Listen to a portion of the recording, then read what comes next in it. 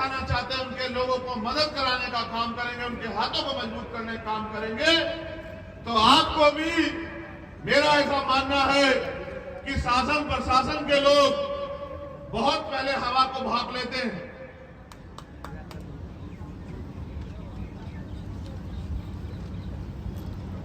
तो उनको ये समझ लेना चाहिए कि मध्य प्रदेश में जो हवा बह रही है अब, वो 1 महीने 2 महीने के बाद आंधी तूफान का रूप लेगी।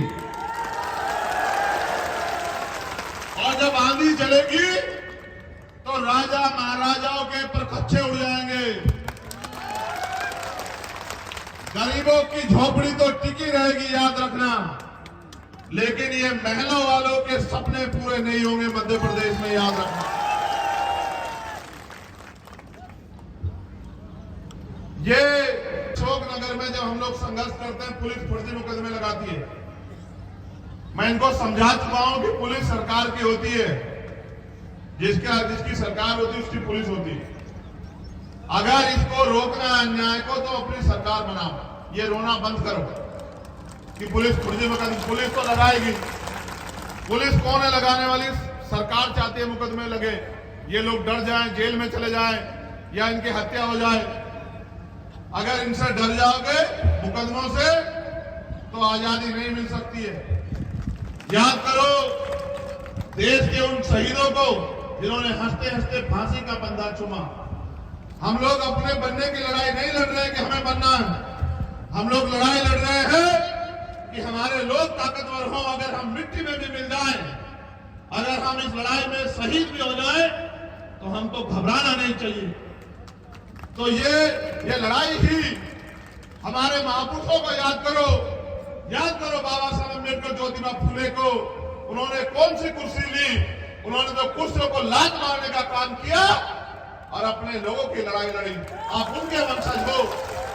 आप याद करो, मान्यवर काशीराम साहब को चाहते तो मुख्यमंत्री और राष्ट्रपति भी बन जाते, लेकिन उन्होंने अपनी कुर्सी किसी दूसरे शख्स को देके अपना जीवन समाज को आगे बढ़ाने के लिए लगाने का काम किया। आप उनके अनुयायी हो तो ये तय करो कि शासन प्रशासन की लाठी गोली और मुकदमा हमें हमारे रास्ते से नहीं रोक सकता है।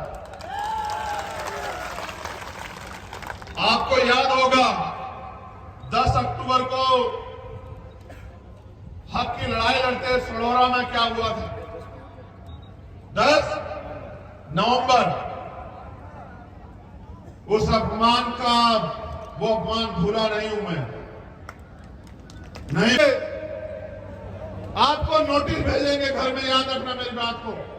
जैसे किसान सम्मान निधि का पैसा वापस लिया इन्होंने कि आप पात्र नहीं हो, पैसा वापस करो।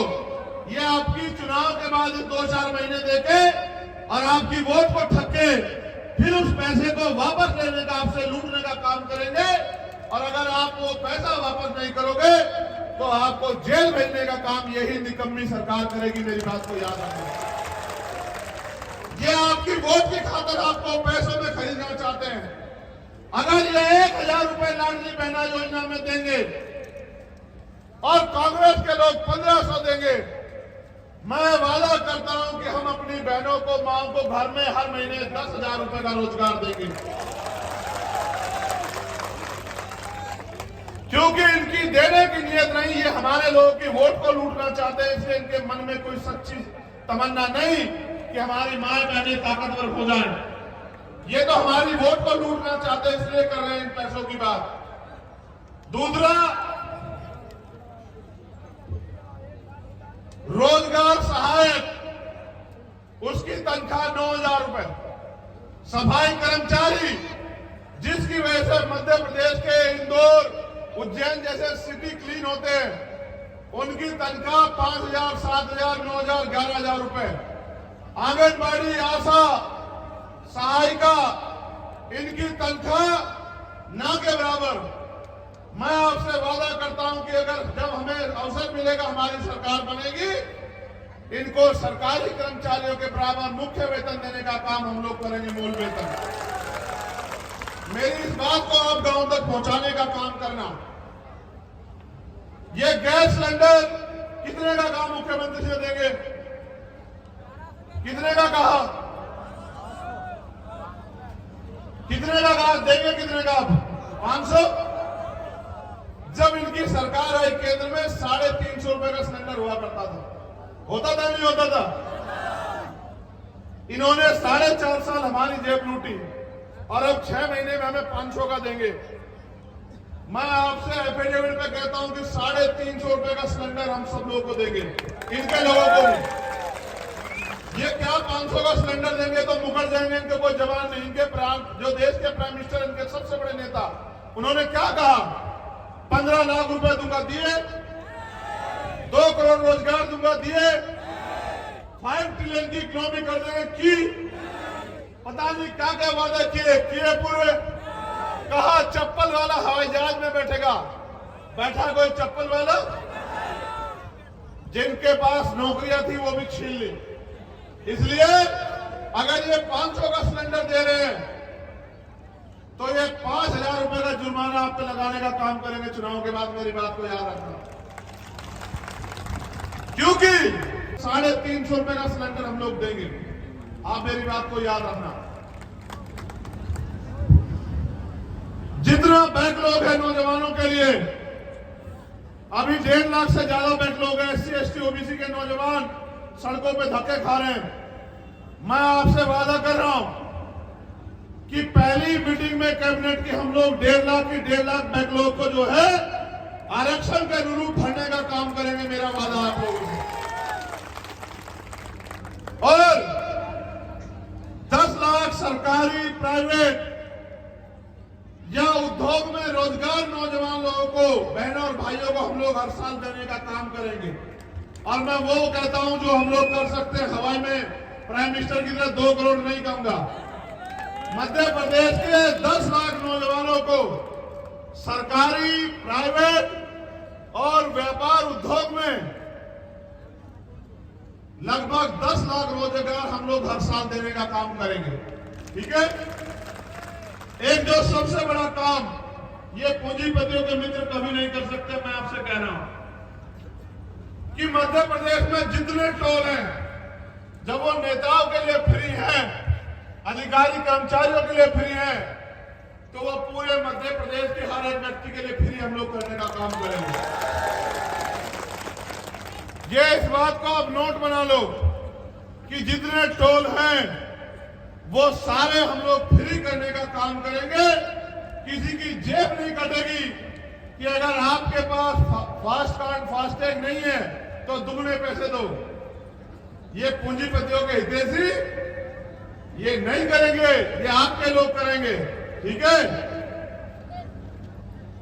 सरकार बनने पे, मीडिया के लोग सुन लो इस बात को, सरकार बनने पे व्यापम घोटाले की जांच होगी और व्यापक घोटाले से जुड़े सब लोग उनको जेल भेजा जाएगा। नींद हराम हो जाएगी नेताओं की। बहुत नेता शामिल है उसमें, याद रखना मेरी बात को। ये सारे इकट्ठे हो जाएंगे, समझ रहे हो?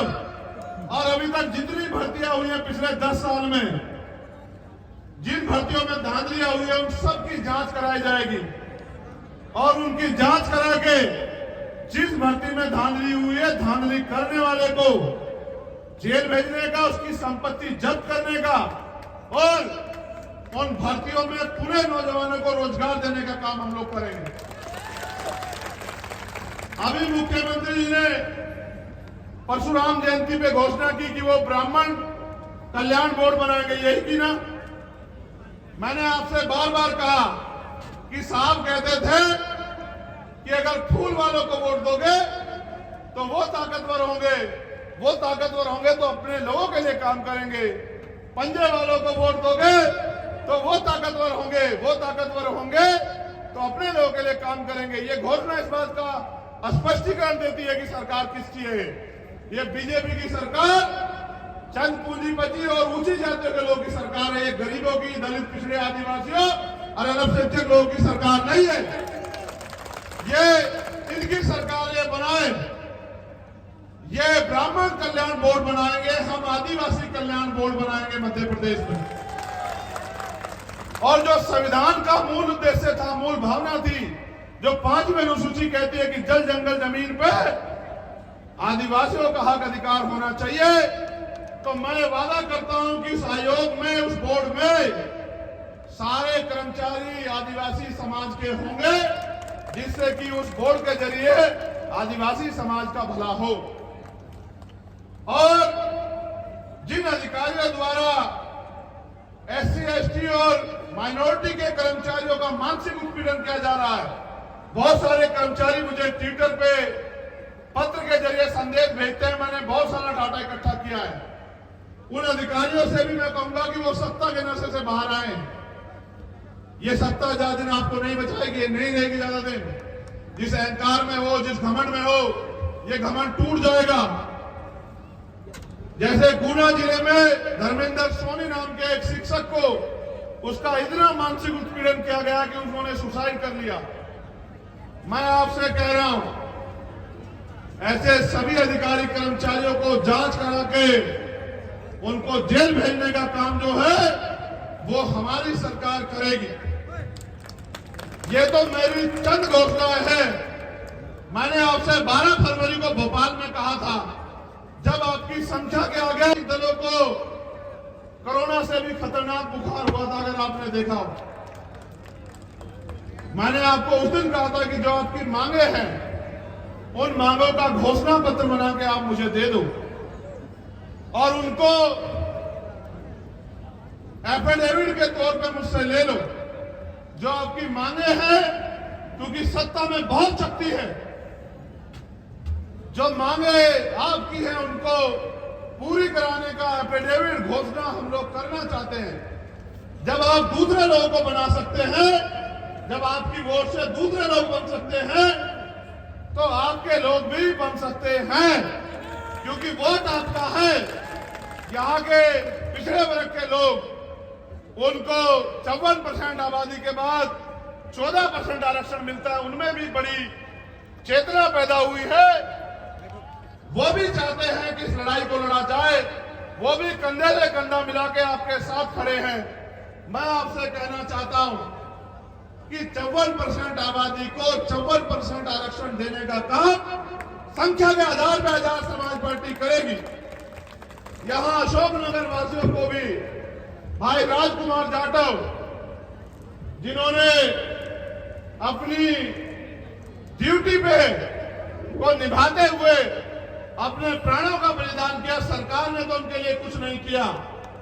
मैं वादा करता हूं कि उनके नाम पे, चाहे तो उसी थाने का नाम या उससे भी बड़ी योजना का नाम हम लोग राजकुमार जाटव जी के नाम पे करने का काम करेंगे। उस परिवार को सम्मान देने का काम करेंगे। मेरे लोगों, मैं आपसे कहना चाहता हूं कि अपने ही देश में वोट की शक्ति होने के बाद अपने ही प्रदेश में आप कब तक ठगे जाते रहोगे? मेरी बहनों, मेरी माओ, मेरे नौजवान भाइयों, आप पढ़ लिख के बेरोजगार घूम रहे हो और सरकार को आपकी फिक्र नहीं है।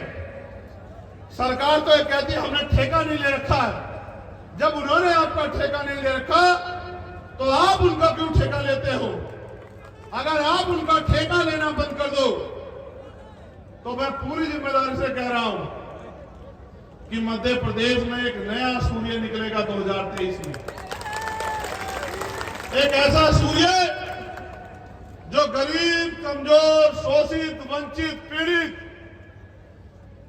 को तमाम तरह के अवसर और स्वाभिमान, सम्मान के साथ जीने का जो है वो रोशनी लाके देगा। आप यहां आए, अपनी मेहनत की कमाई से एक एक पैसा जुटा के, समय खर्च करके, जब आपने इतना योगदान किया तो बस मैं आपसे ये पूछना चाहता हूं, क्या आने वाले समय में मध्य प्रदेश में आप मेरे हाथों को मजबूत करने का काम करोगे? 800 गांव जा सकता है, तो अगर 1000 साथी ऐसे हो तो वो एक महीने में 8000 गांव में नहीं, 80,000 गांव में जाने काम करेंगे। मध्य प्रदेश में गांव कितने हैं?